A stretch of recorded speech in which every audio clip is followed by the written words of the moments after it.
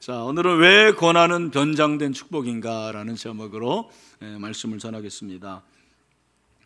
찰스 코먼 박사가 여성 곤충학자인데, 이분이 한 번은 그 애벌레가 번데기에서 이렇게 나비로 변하는 과정을 유심히 관찰하고 있었답니다. 그런데 여러분이 아시는 대로 애벌레가 이제 뭐가 되는 거죠? 나비가 되는데, 그 나비가 되려 하는 그 순간에 이 좁은 틈을 이렇게 뚫고 나와야 되는데 막 몸부림을 치는 거예요. 그 틈이 너무 좁으니까. 그래서 이 코먼 박사가 너무 가련하고 안쓰러워가지고 가위를 가지고 그 고치를 조금 잘라줬어요. 그랬더니 그 나비가 쉽게 고치에서 빠져나올 수가 있었습니다. 그리고 나비가 됐습니다. 문제는 그 다음이었습니다. 고치를 쉽게 빠져나온 나비가 힘을 쓰지를 못하는 거예요.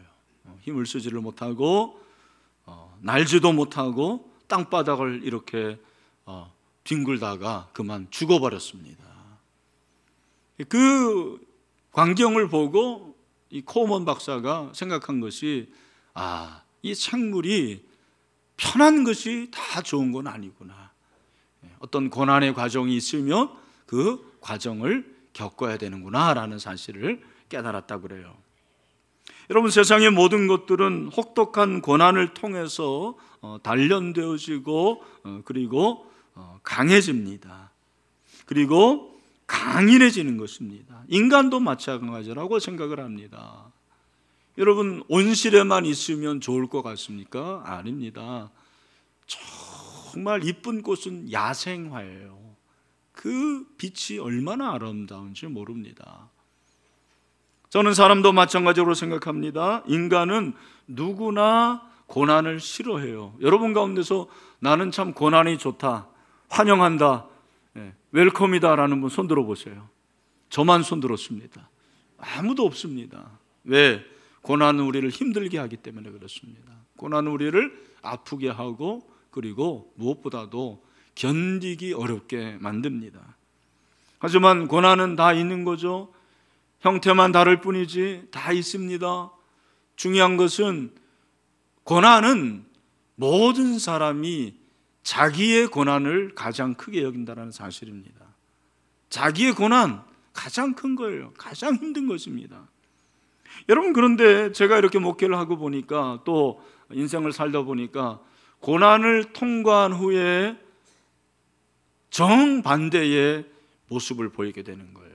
어떤 사람은 고난을 잘 통과해서, 고난을 잘 극복해서 복을 받고 성숙한 사람이 되는 거예요. 천사 같은 사람이 됩니다. 그러나 고난 때문에 오히려 시험에 들고 그리고 사단적인 사람이 되고 미성숙한 사람으로 그렇게 전락할 수도 있는 것이죠. 오늘 저는 신일의 모든 성도들이 어떤 고난을 당해도 고난을 잘 극복함으로 성숙한 사람, 무엇보다도 축복의 사람이 될 수 있게 되기를 주님의 이름으로 축원합니다. 오늘 우리가 이 욥기를 보게 되는데, 욥은 인간이 당할 수 있는 모든 고난을 한꺼번에 당한 사람이죠. 그래서 한꺼번에 자식 10명 잃고, 재산을 잃고, 건강 잃고, 아내는 도망가고, 그리고 모든 관계가 망가지게 돼요. 여러분 같으면 이런 고난을 당했을 때 어떠한 모습을 보이겠습니까? 아마도 모르긴 몰라도 저를 포함해서 대부분의 사람들은 이럴 때 신세를 한탄하겠죠. 왜 하필이면 나에게 이런 고난이 찾아왔나? 그리고 하나님을 원망하든지 하나님을 저주하겠죠. 그리고 하나님을 떠날 사람들이 여기 보니까 적지 않습니다. 그러나 여러분, 우리는 믿음을 통해서 고난을 이기고 고난을 통해서 하나님이 부어주시는 복을 받을 수 있게 되기를 간절히 소원합니다. 그래서 결국 욥은 고난을 잘 극복함으로 회복을 얻게 되고 축복의 사람으로 되는 거죠. 고난의 사람이 축복의 사람, 불행의 사람이 행복의 사람, 저주의 사람이 축복의 사람으로 바뀌는 역사가 있었습니다. 여러분, 오늘 이 본문은 욥기의 마지막 장인데 여러분, 이 말씀을 통해 가지고 저는 이 고난이 우리에게 얼마나 큰 축복이라는 것을 깨달을 수가 있어요. 욥의 고백을 통해서 이 고난이라는 것이 단지 불행이고 저주만이 아니고 정말 변장된 축복이라는 것을 깨닫게 되는 거예요. 할렐루야. 그래서 여러분, 이 욥기는 내용이 42장이지만 굉장히 간단합니다. 1, 2장은 욥의 고난이고, 그리고 3장부터 37장이 굉장히 긴 장인데 욥과 세 친구의 논쟁이 나오고, 38장부터 41장이 하나님의 말씀, 하나님의 개입, 그리고 42장이 욥의 회복이에요. 그래서 결론을 맺게 됩니다. 1절입니다. 욥이 여호와께 대답하여 이르되, 그러니까 욥이 대답했다라는 것은 하나님께서 뭐 하셨다라는 거예요? 질문하셨다라는 거예요. 아마 읽어보신 분들은 38장부터 계속해서 하나님께서 질문하시는 것을 알 수가 있습니다. 하나님이 질문하셔요. 그 질문에 대해서 욥이 대답을 하는데 어떤 대답입니까? 첫 번째 대답 2절입니다. 다 같이 2절 시작. 주께서는 못하실 일이 없사오며 무슨 계획이든지 못 이루실 것이 없는 줄 아오니. 아멘. 욥은 고난을 통해서 하나님의 계획을 발견했어요. 하나님의 계획. 2절에 보니까 무슨 계획이든지 못 이루실 것이 없다. 여기 계획이라는 것은 매우 정확하게 계획되고 진행된다라는 것이에요.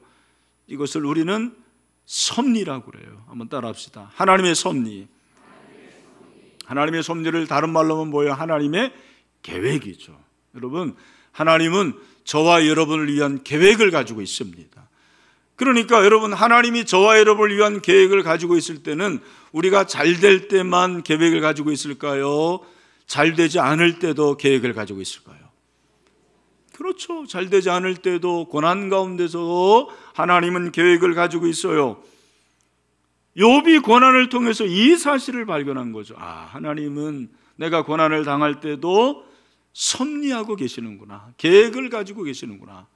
그런데 그 하나님은 계획하실 뿐만 아니라 계획을 이루시는 전능하신 하나님이십니다.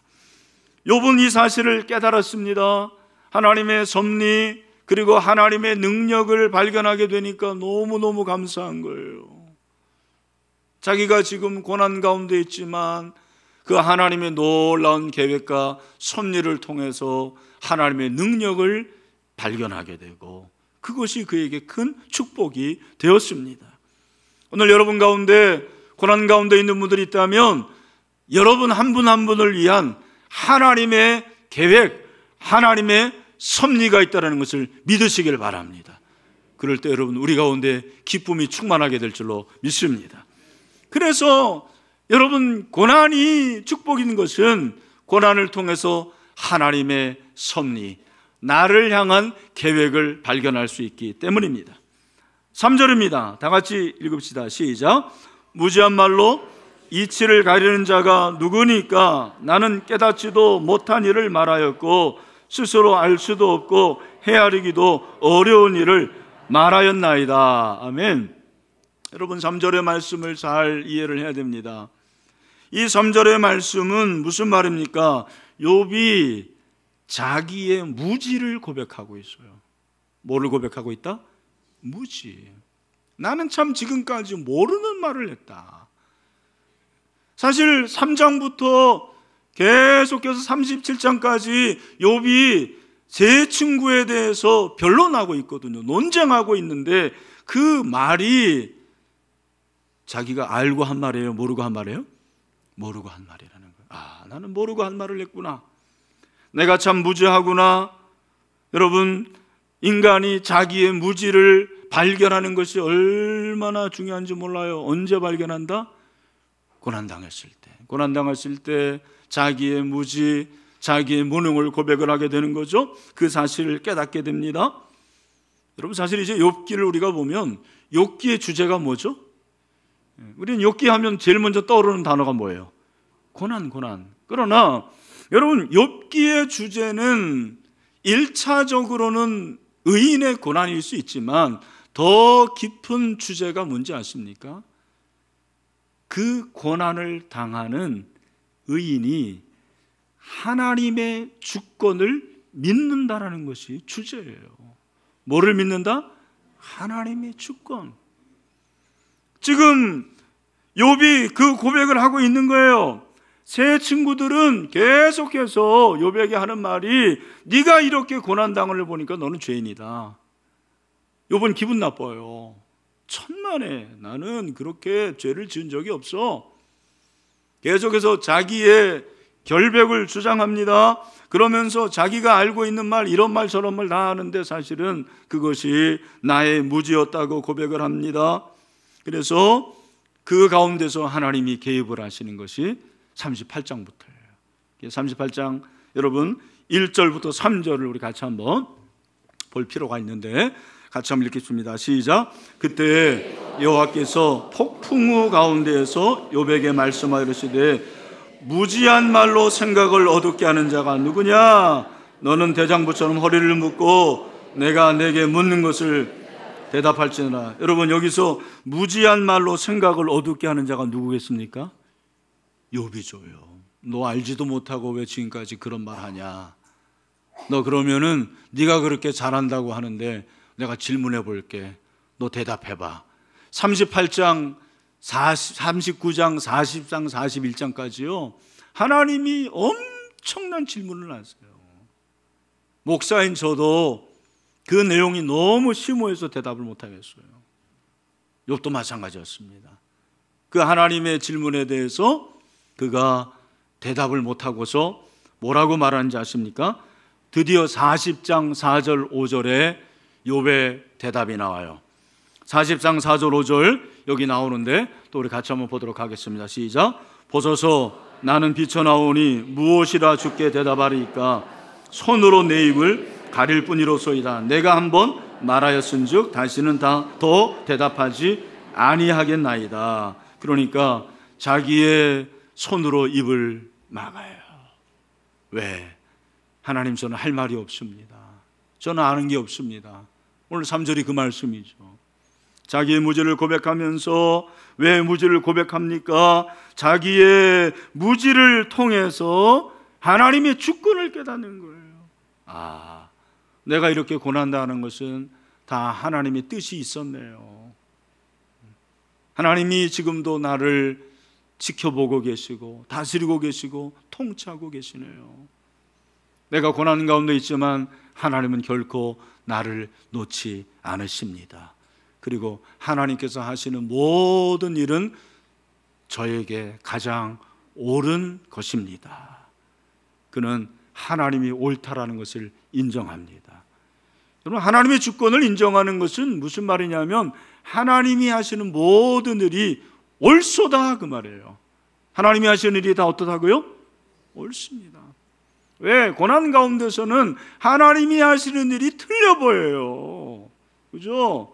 하나님 왜 이렇게 하십니까? 하나님 잘못하고 있는 거 아닙니까? 하나님 지금 뭔가 오해하고 계시네요. 하나님이 틀린 하나님이라고 생각해요. 아닙니다. 여러분, 고난 가운데서 여러분이 가져야 될 믿음이 무엇입니까? 하나님의 주권, 하나님의 주권은 무엇입니까? 따라합시다. 하나님. 우리 3층에도 크게 하시고 비전 오래된 형제 자매들 크게 한번 했어요. 자, 다시 한번. 하나님. 하나님은 언제나 오르십니다. 할렐루야. 여러분, 하나님은 오르십니다. 하나님이 틀릴 때가 있어요?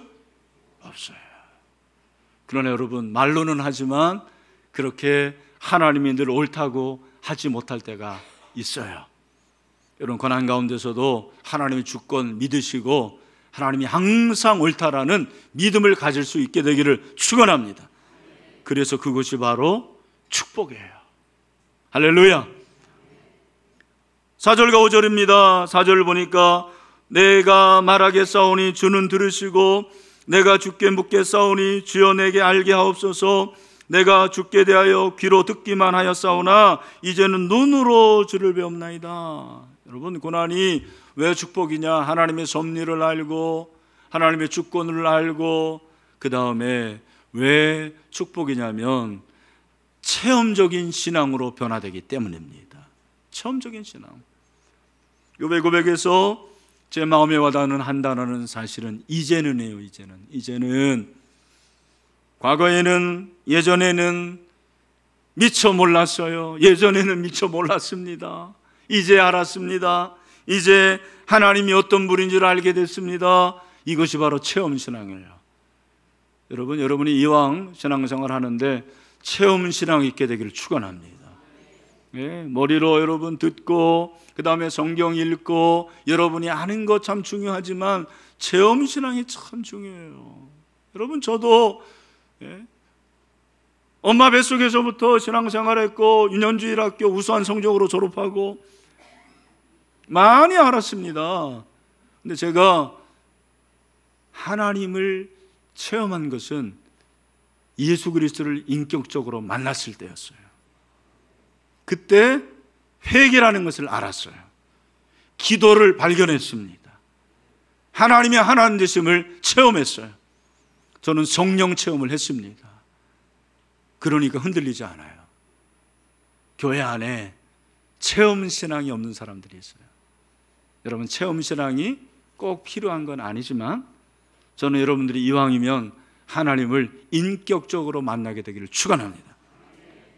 고난은 우리로 하여금 하나님을 믿지 못하면 결국 파산한다는 사실을 온몸으로 체감하게 하는 거예요. 이게 참 중요한 거죠. 오늘 이 시간에 성령께서 여러분을 만지시기를 축원합니다. 하나님 우리에게 고난 주시지만 고난을 통해서 하나님의 섭리와 하나님의 주권뿐만 아니라 하나님을 체험할 수 있는 은혜를 주십니다. 그래서 축복인 거예요. 시편 기자는 119편 71절에서 놀라운 고백을 하고 있습니다. 뭐라고 합니까? 다 같이 시작. 고난당한 것이 내게 유익이라. 이로 말미암아 내가 주의 율례들을 배우게 되는. 여기 중요합니다. 내게 유익이라 이 말이 히브리어로 토브예요. 여러분 토브는 제가 자주 말씀드렸어요. 뜻이 뭐예요? 좋다. 여러분 고난이 좋습니까? 왜 대답을 안 하세요? 고난이 좋으세요? 네, 근데 이 사람은 뭐라는 거예요? 고난이 좋습니다. 왜? 그것을 통해서 주의 율례를 배웠다. 율례가 뭐냐면 기록된 말씀이라는 뜻이에요. 그러니까 여러분 그 당시는 구전이기 때문에 이 시편 기자는 계속해서 엄마로부터 아빠로부터 선생님으로부터 말씀을 들었어요. 하나님이 좋으신 분이다. 하나님이 선하시다. 머리로 알았어요. 그런데 고난을 당해보니까 정말 하나님이 좋다라는 것을 깨달았어요. 그래서 그 하나님의 선하심이 기록된 말씀이 됐어요. 어디다? 내 가슴에, 내 마음에 기록된 말씀이 된 것입니다. 여러분, 하나님이 좋으신 하나님이십니다. 그렇다면 고난도 나에겐 좋습니다. 나쁜 거 아니에요. 우리가 이 사실을 믿읍시다.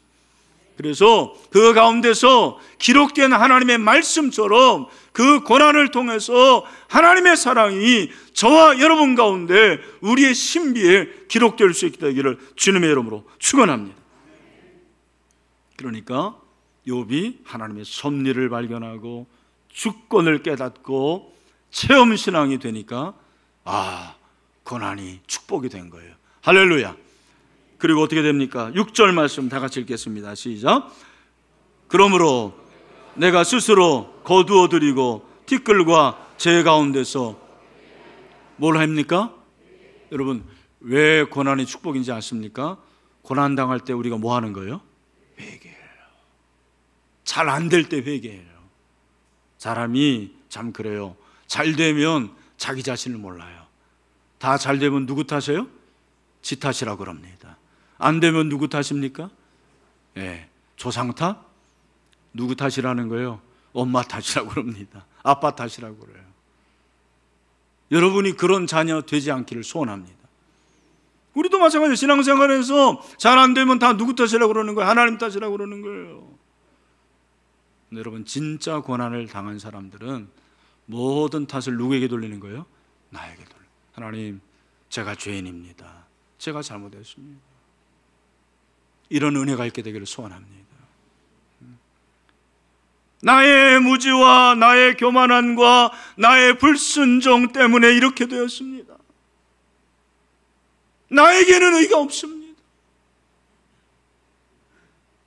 고난은 우리 영혼의 민낯을 보게 해요. 내가 얼마나 나쁜 사람인지, 내가 얼마나 더러운 인간인지, 내가 얼마나 죄인지를 깨닫게 합니다. 그래서 고난에는 예수 그리스도의 십자가가 필요합니다. 제가 서두에 말씀드렸죠. 고난을 당한다고 다 성숙한 사람이 되는 게 아니에요. 고난을 당한다고 다 축복의 사람이 되는 게 아니에요. 고난을 당해서 악마 같은 사람이 나올 수도 있어요. 여러분 보셨지만 이번 주에 그 고은정이라 하는 그 여인, 이야, 정말 어찌게 그럴 수가 있어요. 고난은 사람을 악마로 만들 수도 있겠구나, 그런 생각이 했어요. 여러분 가운데 그런 사람이 있으면 안 돼요. 우리는 고난을 통해서 예수 그리스도를 배웁시다. 십자가의 고난은 저주가 아닙니다.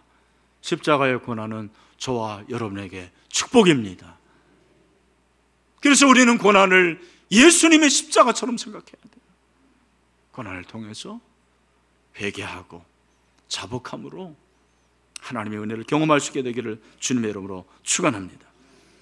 21세기의 가장 유명한 변증가라고 하면 C.S. 루이스를 듭니다. C.S. 루이스는 고통의 문자라는 책을 지었어요. 여러분, 그 책에서 C.S. 루이스가 이런 말을 합니다. 한번 들어보세요. 사람의 영혼은 안락하고 모든 것이 잘 되어 간다고 생각할 때 자기의 의지를 순복하려고 하지 않는다. 맞죠? 오류와 죄는 원래 둘 다 이런 성질을 가지고 있다. 즉, 죄나 오류가 깊으면 깊을수록 그 희생자는 그것들의 존재 사실을 모르고 있는 것이다. 그것들은 가면을 쓴 악이다. 고난은 그 가면을 벗겨주는 것이다. 그 악의 정체성을 보여준다고 그랬어요. 고난당할 때 여러분의 모습이 진짜 모습이에요. 고난은 여러분의 가면을 벗겨줍니다. 의로운 척하고 정직한 척하고 믿음이 좋은 척하면서 진짜 고난당하면 자기의 본래 더럽고 추악하고 악한 모습을 보이는 사람들이 있어요. 우린 그러면 안 돼요. 그래서 우리는 하나님의 은혜, 십자가의 은혜가 필요합니다. 세상 사람들은 고난을 극복하는 비결을 뭐라고 하죠? 여러분, 세상 사람은 고난을 어떻게 이겨요? 술로 이깁니까? 쾌락으로 이깁니까? 괜찮다고 하는 사람들이 고난을 이기는 방법을 이렇게 말하더라고요.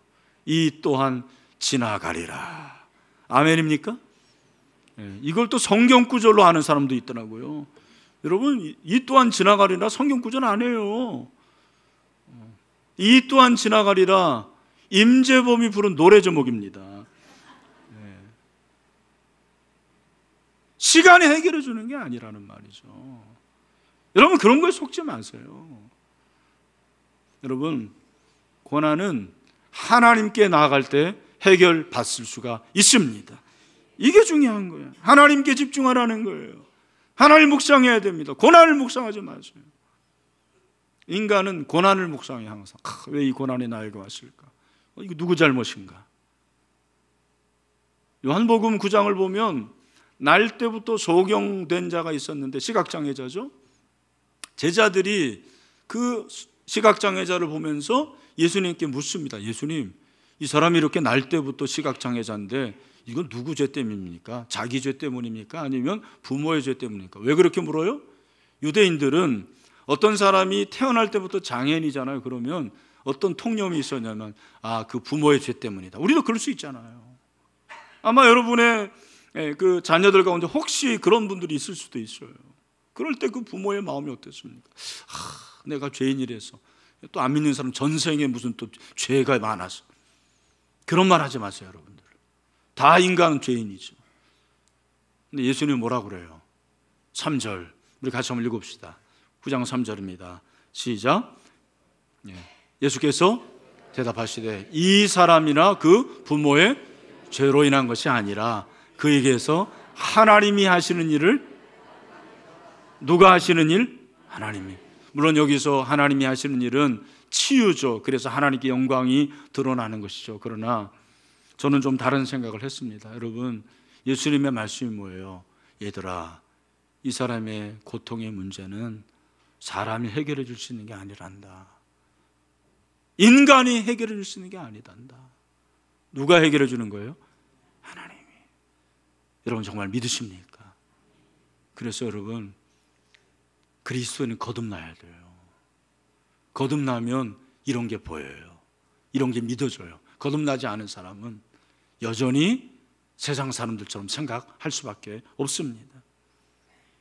하나님을 붙잡으시기를 바랍니다. 하나님께 나가십시오. 고난을 묵상하지 말고 살아계신 하나님, 다스리신 하나님, 하나님을 묵상할 수 있는 저와 여러분 되시기를 주님의 이름으로 축원합니다. 지난 3월 주일에 일부 예배 끝나고 제 휴대폰을 이렇게 보니까 카톡이 있더라고요. 저희 대학 동창 단톡이 있는데 거기에 카톡이 올라왔는데 제 친구 아내 장례라고 그렇게 올라왔어요. 그래서 이게 무슨 말이야? 얘 또 실수했구나 해가지고 그 단톡을 올린 친구가 실수한 줄 알았어요. 그 친구 아내의 아버님이나 어머님 장례인데 그거를 잘못 올렸다고 생각을 했어요. 그리고 그는 저는 덮었거든요. 근데 나중에 알고 보니까 진짜 그 친구의 아내가 죽은 거예요.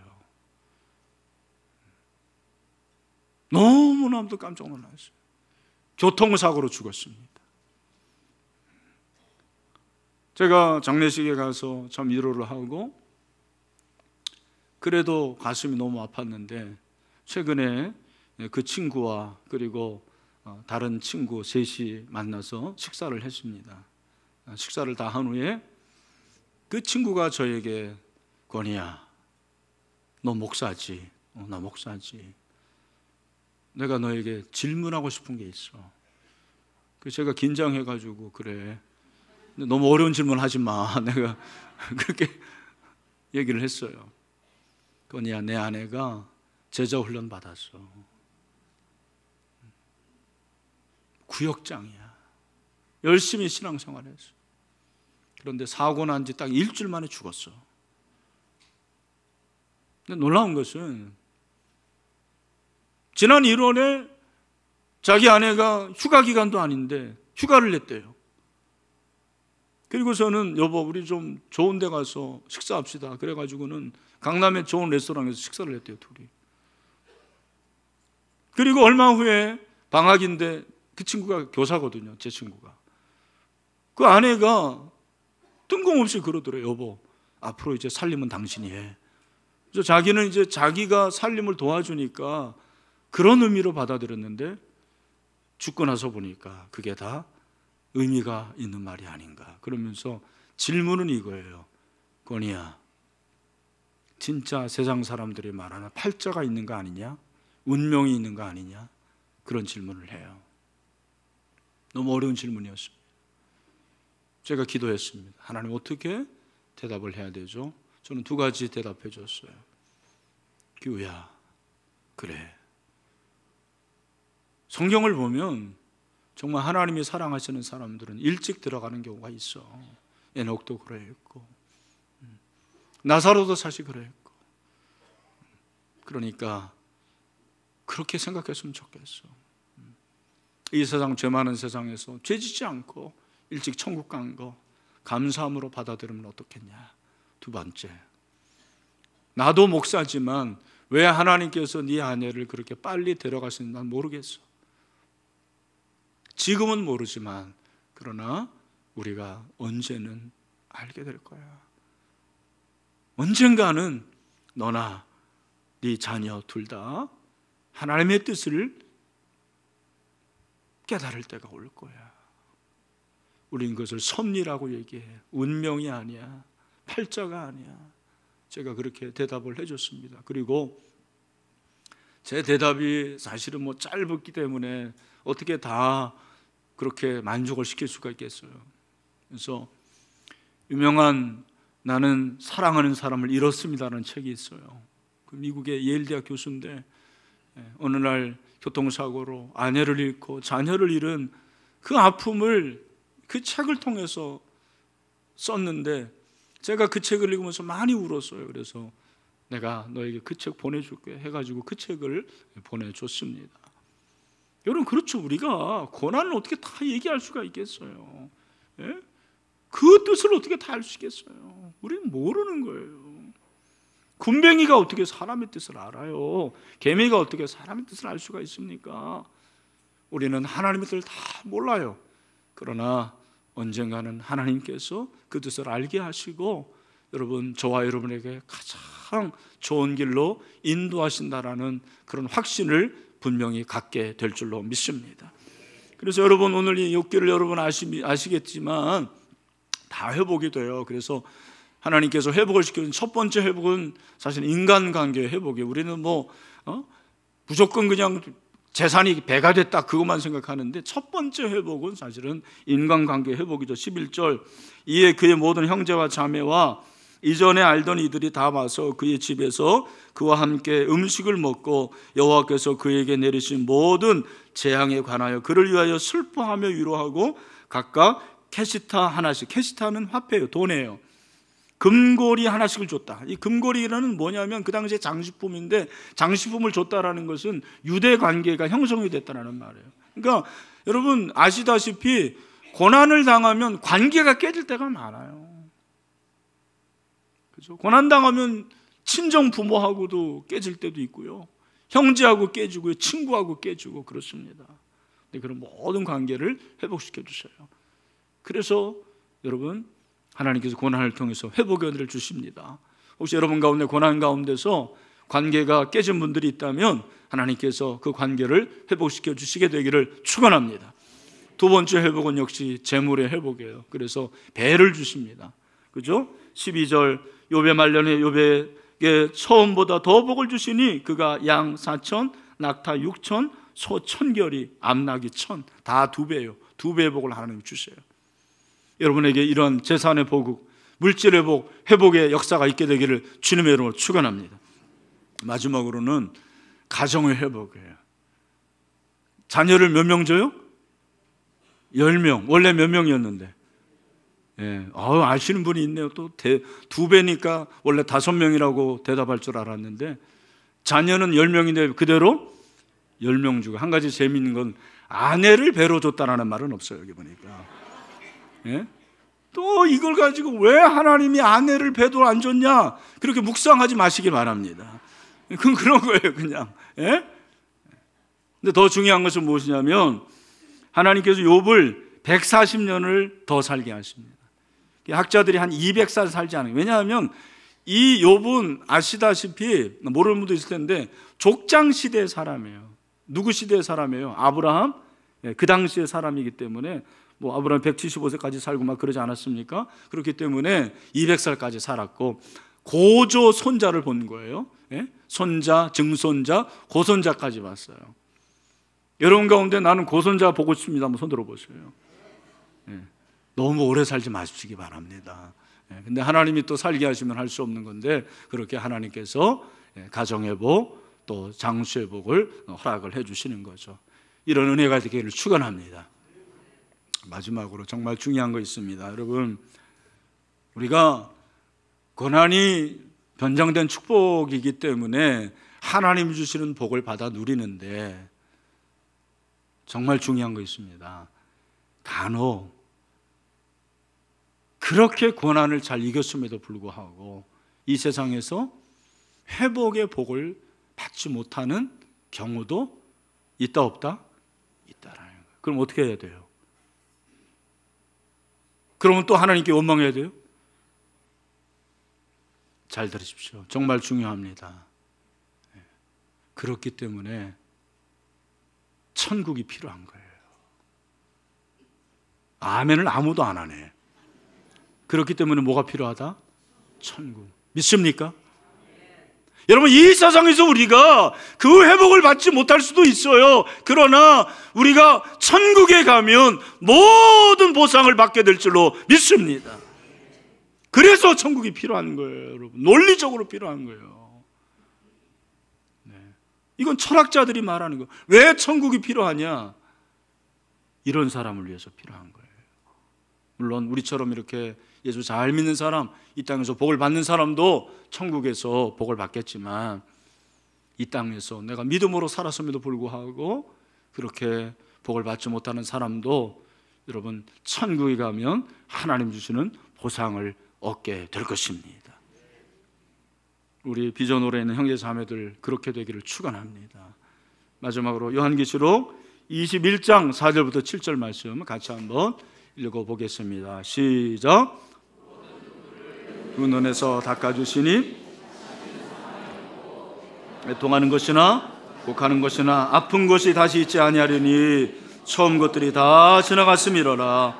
보좌에 앉으시니가 이르시되 보라 내가 만물을 새롭게 하노라 하시고 또 이르시되 이 말은 신실하고 참되니 기록하라 하시고 또 내게 말씀하시되 이루었도다.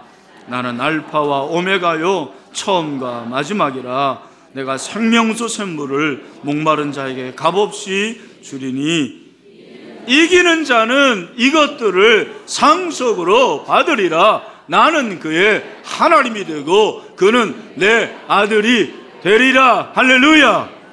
여러분 믿으십니까? 여러분 다 천국에 가실 수 있으십니까? 하나님께서 이 모든 보상을 천국에서 해줄 줄로 믿습니다. 그러므로 여러분 고난 가운데서도 낙심하지 마세요. 절망하지 마세요. 소망을 가지십시오. 천국의 소망을 갖게 되기를 축원합니다. 말씀했습니다. 그리스도에게 고난은 저주가 아니라 뭐다? 축복이다. 믿으십시오. 믿음으로 받아들이시길 바랍니다. 왜냐하면 하나님의 섭리를 깨닫고 주권을 믿고 체험신앙이 되고 회개할 수 있기 때문이죠. 뿐만 아니라 하나님이 이 땅에서 뿐만 아니라 저 영원한 천국에서도 복을 내려주시기 때문입니다. 할렐루야. 이런 복이 여러분의 임하게 되기를 주님의 이름으로 축원합니다.